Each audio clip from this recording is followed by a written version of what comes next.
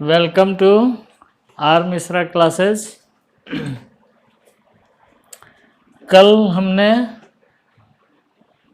Electric field due to एक spherical charge conductor की बात की थी। 3 एक्सप्रेशन आए थे। वन इज ई इनसाइड 0 था, ई एट सरफेस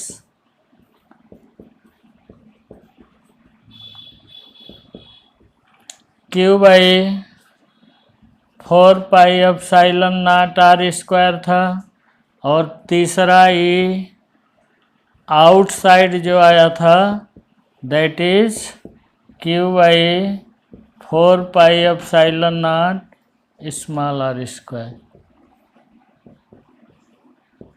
ये is 0, E at surface Q by 4 pi epsilon naught are square, E outside Q by 4 pi epsilon naught small are square. Spherical conductor के लिए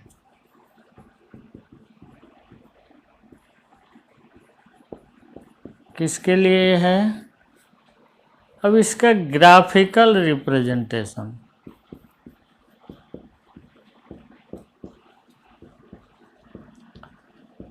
graphical representation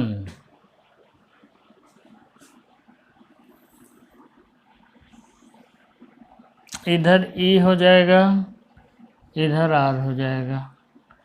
यहाँ पर are equals capital R रख दो। Radius of sphere है ये।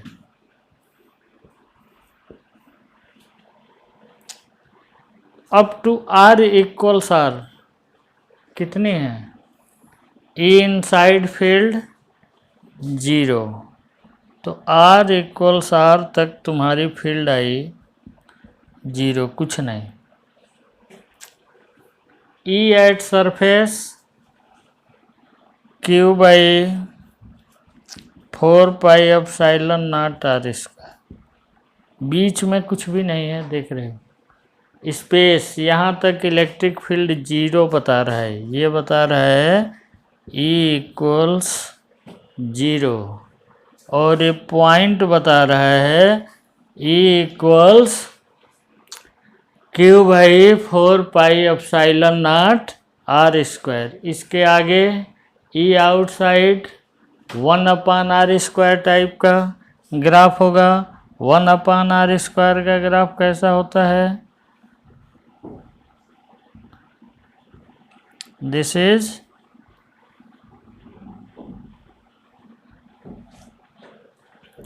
Graphical representation of these 3 equation. ये बता रहा है तुम्हारा E equals Q by 4 pi epsilon naught are square. देखो सभी चीज़ इस ग्राफ में है।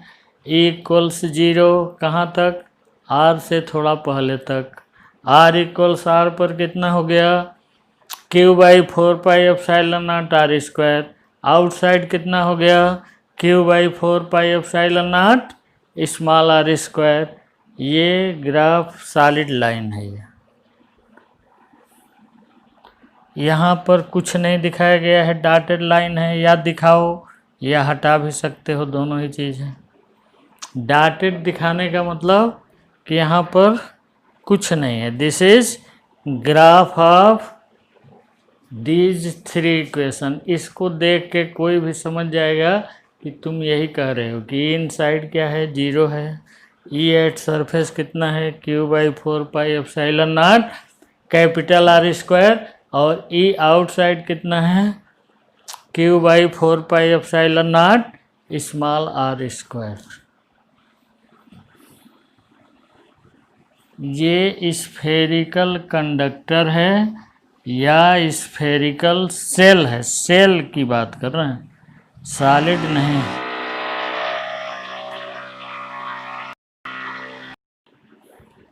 Now electric field,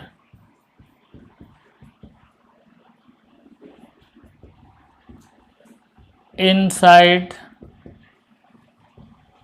at surface and outside.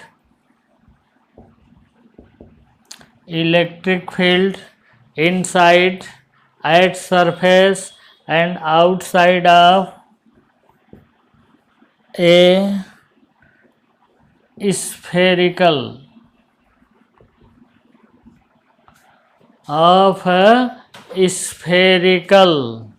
non-conducting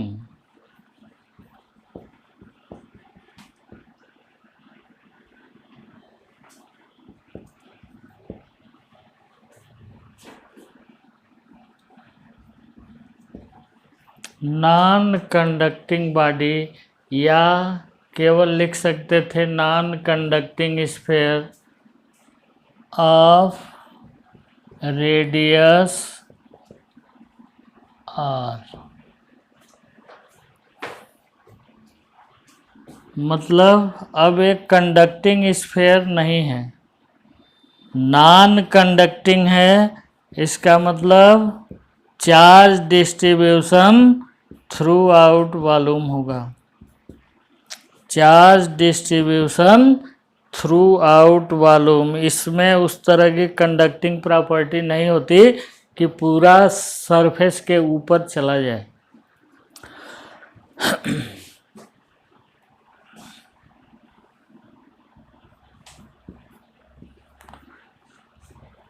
spherical non conducting conductor है। चार्ज डिस्ट्रीब्यूशन कहाँ होगा इसमें? Through out volume. उसमें कहाँ था?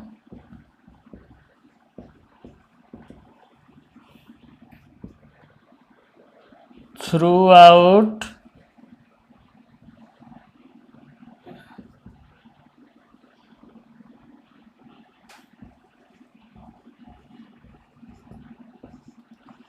वॉल्यूम होगा इसमें, through out volume.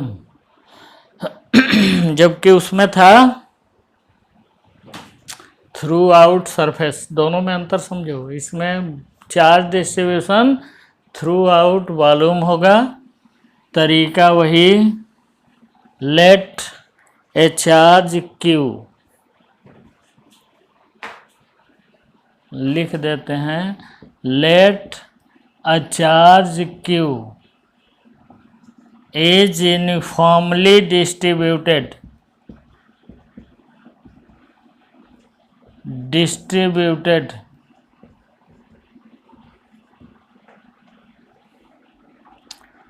throughout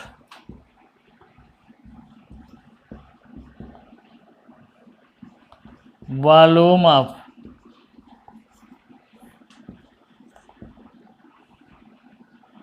a non-conducting sphere.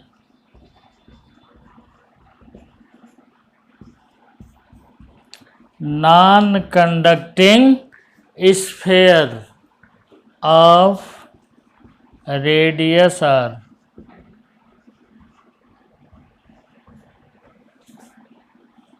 Three points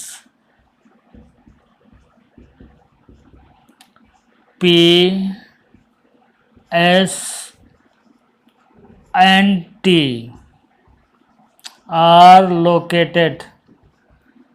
3 points P,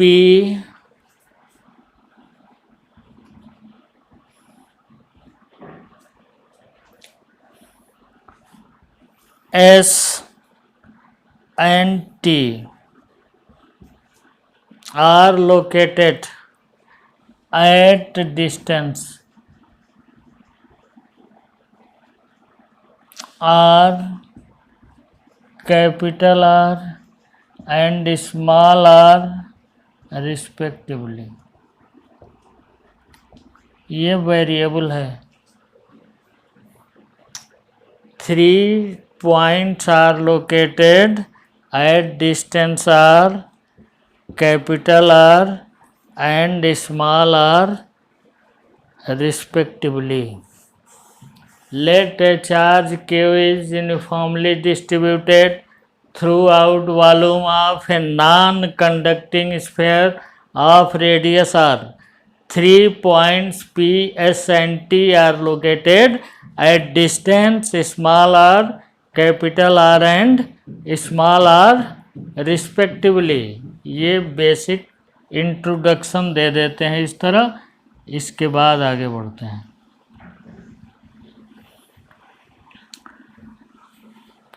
अब इलेक्ट्रिक फील्ड एट P निकाल रहे हैं हम।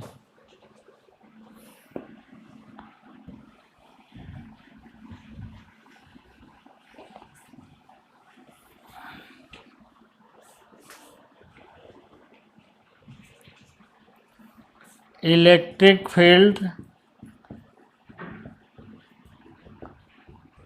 एट P क्या करेंगे? एक गॉसियन सरफेस ड्रा करेंगे। Draw a Gaussian surface.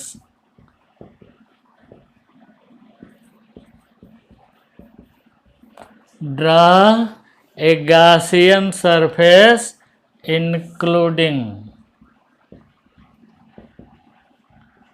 Point P। P को इंक्लूड करते हुए एक गॉसियन सरफेस ड्रा करो।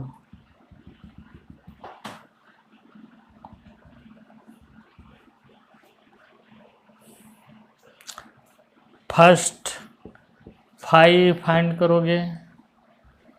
E ds cos theta.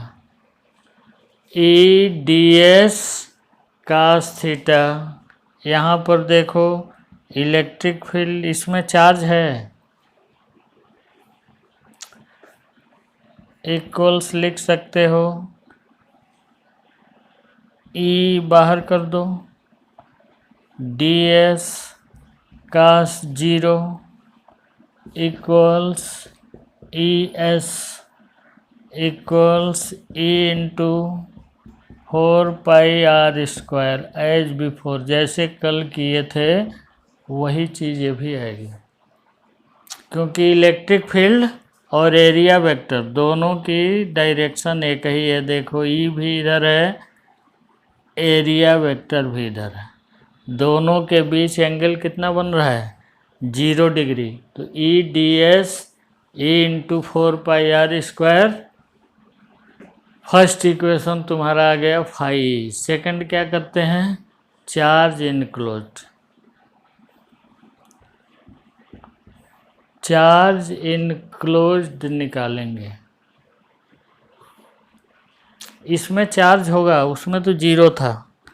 Conducting sphere होता तो चार्ज 0 होता, लेकिन इसमें चार्ज इनक्लोज्ड होगा। कितना? कैसे निकालोगे? 4/3 pi r cube volume contains charge.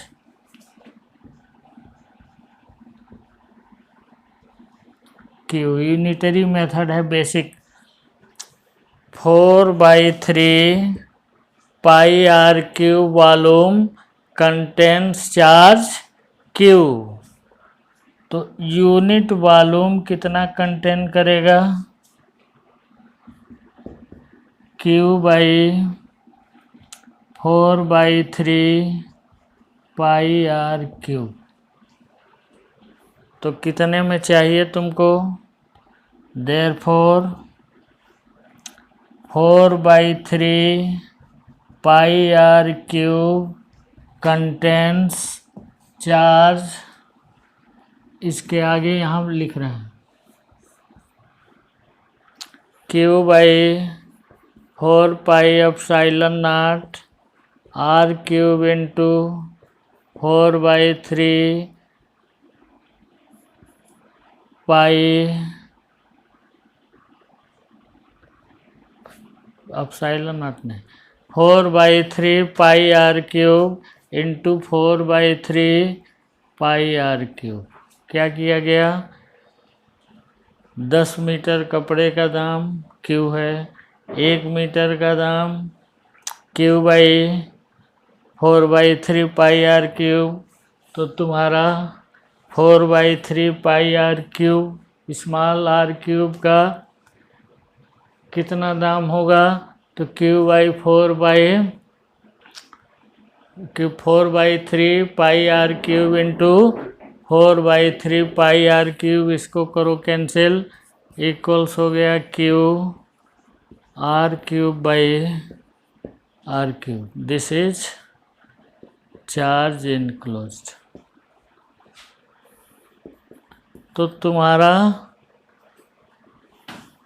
कैसे निकाला गया, या चार्ज पर यूनिट वॉल्यूम अगर थोड़ा सा और तेज करना चाहो तो चार्ज पर यूनिट वॉल्यूम निकालो, या charge density per unit volume निकाल लो, यही होती है।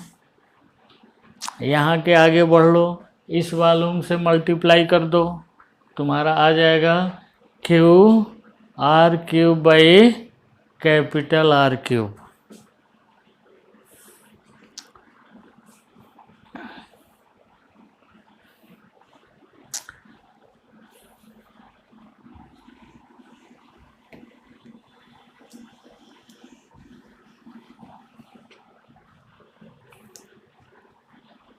अब तुम्हारा एक इक्वेशन आ गया, 4πr², और दूसरा आ गया Q/R³। अप्लाइंग गॉस लॉ, अब यहाँ अप्लाई करो गॉस लॉ।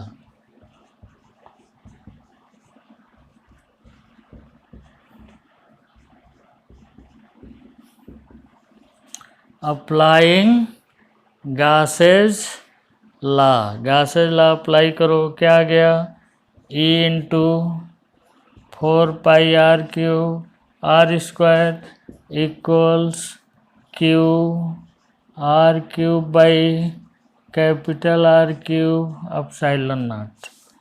E की वैल्यू आ गई तुम्हारी QR²/4πε0r³। ये E इनसाइड, EP आया QR/4πε0r³। ये फर्स्ट इक्वेशन आया, इसमें E 0 नहीं आया, बल्कि कितना आया, QR/4πε0R³। सॉलिड स्फीयर में ये इक्वेशन चेंज होता है, लेकिन नॉन कंडक्टिंग हो तो। सेकंड,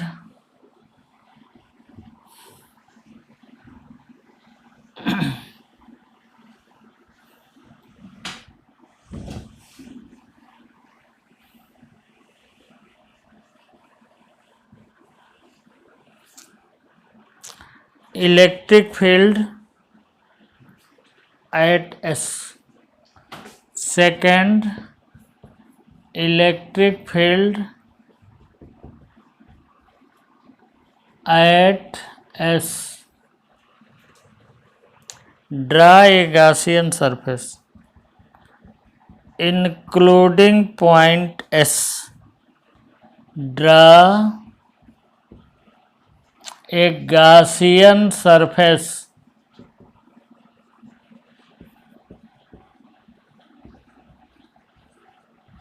इंक्लूडिंग पॉइंट S को इंक्लूड करते हुए गॉसियन सरफेस ड्रा कर दो, कैसा, as sphere.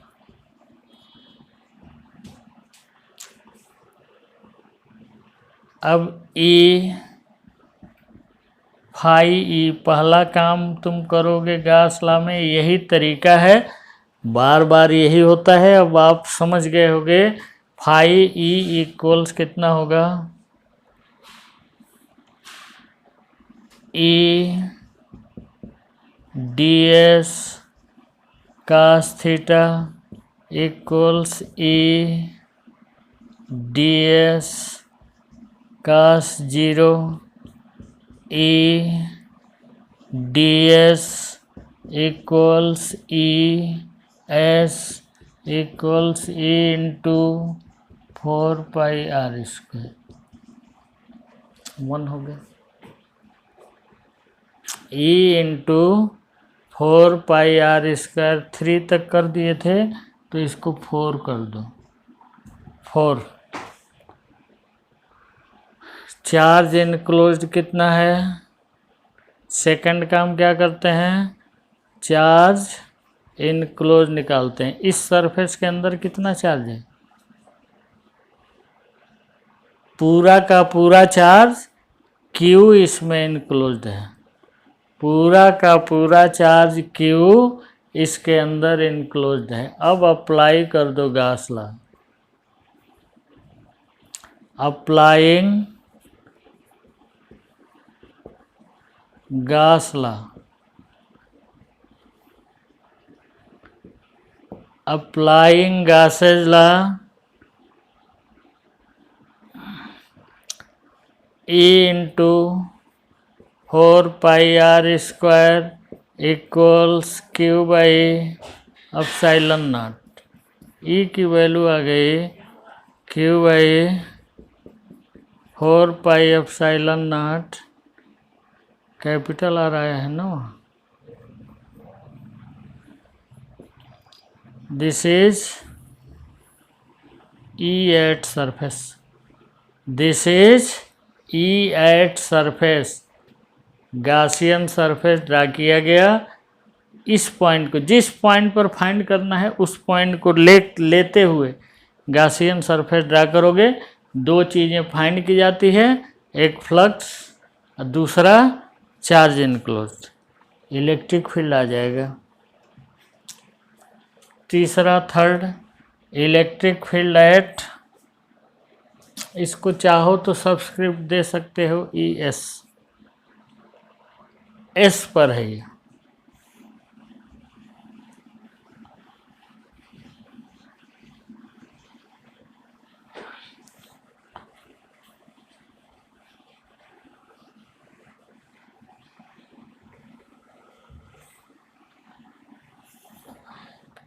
Next electric field at T। Electric field at T। T पर फाइंड करना है इलेक्ट्रिक फील्ड। क्या करोगे? वही काम जो ऑलरेडी कर चुके हो कई बार। Draw a Gaussian surface including point T। Draw a Gaussian surface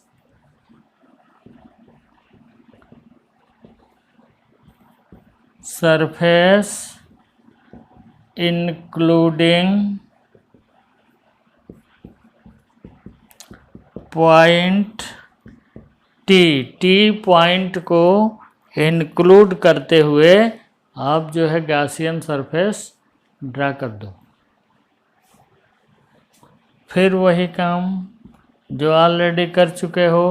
phi equals E ds cos theta equals E ds cos 0 equals E into 4π small r²।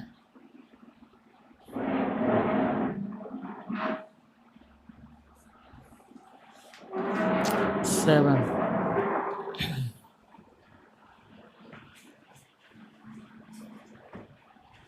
Next charge enclosed. कितना इनक्लोज किए है surface? देखो इसके अंदर कितना charge है। पूरा sphere इसके अंदर है। पूरा स्फेयर इसके अंदर है तो पूरे स्फेयर पर चार्ज कितना है? Capital Q। अब apply Gauss law. Gauss law apply करो।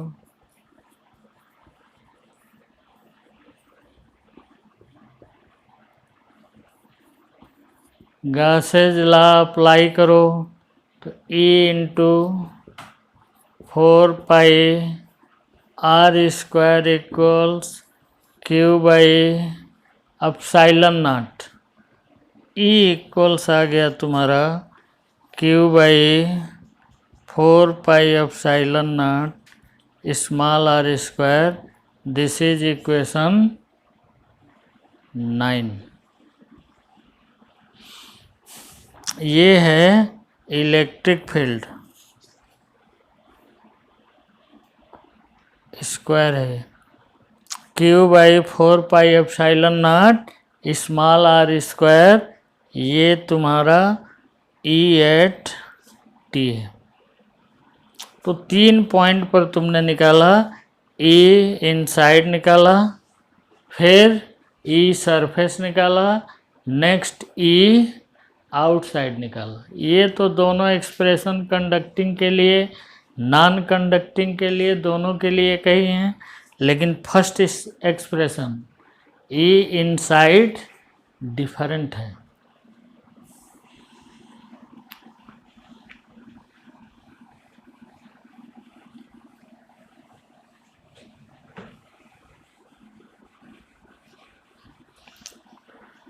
तो तुमने देखा 3 इक्वेशन हमने लिखा, कंडक्टिंग नहीं नॉन कंडक्टिंग स्फीयर के लिए ई इनसाइड कितना था, Q R by 4 pi epsilon naught R cube. दूसरा ई एट सरफेस कितना था, Q by 4 pi epsilon naught are square. और तीसरा ई आउटसाइड कितना था, ई इन आउटसाइड था Q by 4 pi epsilon naught small are square. इस तीनों एक्सप्रेशन को ई आर ग्राफ में दिखाओ।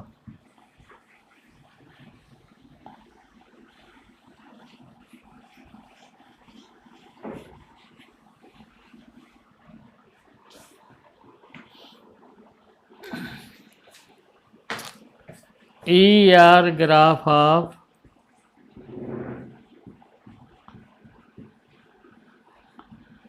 E R graph of non conducting solid sphere.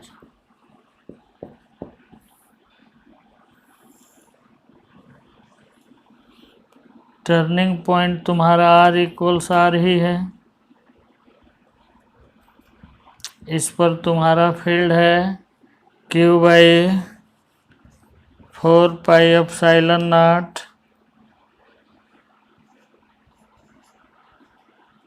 Are square,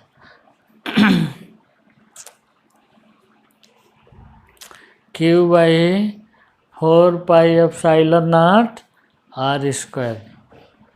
अब ये देखो, ये है क्या, ये इनसाइड, ये तो कांस्टेंट है, इसको कांस्टेंट मानो। ई प्रोपोर्शनल आर है, ई इक्वल्स एम आर लिख सकते हो। Y equals M X type का शेप लेगा ये। वाई इक्वल्स एम एक्स किस चीज़ का शेप होता है, वाई इक्वल्स एम एक्स जानते हो, straight line passes through origin। y equals M X या e इक्वल्स कांस्टेंट आर, दोनों चीज़ें मिला लो अगर, तो ये किस तरह का शेप लेगा, y equals M X type का शेप लेगा और ये स्ट्रेट लाइन होगी। दूसरा, सरफेस पर तो कांस्टेंट है, तो कांस्टेंट हो गया ये। फिर इसके आगे इतना तो कांस्टेंट है, तो ई ग्राफ कैसा होगा, ई प्रोपोर्शनल 1/r² टाइप का, या E equals constant by r²। इस शेप को देना सीखो, कैसा आएगा ये 1/r² या 1/r है, 1/r होगा, रेक्टेंगुलर हाइपरबोला होगा, लेकिन 1/r² होगा तो से स्लोप थोड़ा ज़्यादा हो जाता है। शेप वैसा ही लेगा लेकिन स्लोप थोड़ा उससे ज़्यादा हो जाएगा। तो ये है, बता रहा है, इस ग्राफ को देख के कोई भी व्यक्ति बता सकता है 4πε0 r² है, और ये जो है कोई स्ट्रेट लाइन है QR/4πε0 r³ है। ग्राफ समझ गए होंगे कैसा है। इसमें उसमें इस कंडक्टर वाले में, कंडक्टर में यहाँ पर इलेक्ट्रिक फील्ड नहीं होता, जबकि नॉन कंडक्टिंग स्फीयर जब है तो इनसाइड भी इलेक्ट्रिक फील्ड होगा, लेकिन इनसाइड कैसा है, स्ट्रेट लाइन। नेक्स्ट सरफेस पर कांस्टेंट होगा, फिर यहाँ पर रेक्टेंगुलर हाइपरबोला से स्लोप थोड़ा ज़्यादा लेते हुए 1/r² का ग्राफ खींचोगे, ऐसा आएगा। यहाँ पर ये ग्राफ कंटिन्यूअस होता है,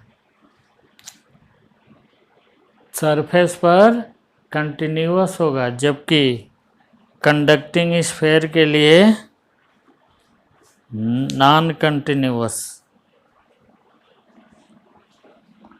होता है। तो यहाँ पर एक नोट करके लिख लो, ये पूछता है कभी कभी, ER graph is non continuous.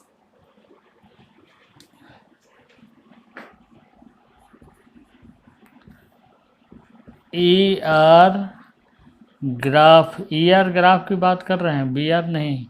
Graph is non continuous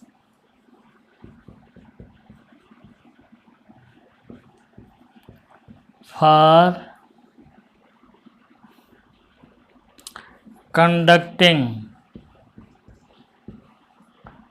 sphere while continuous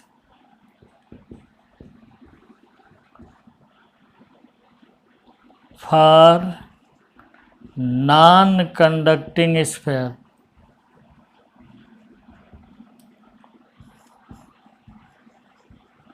At surface, ER graph is non-continuous for conducting sphere while continuous for non-conducting sphere। कहाँ पर, at surface। Thank you.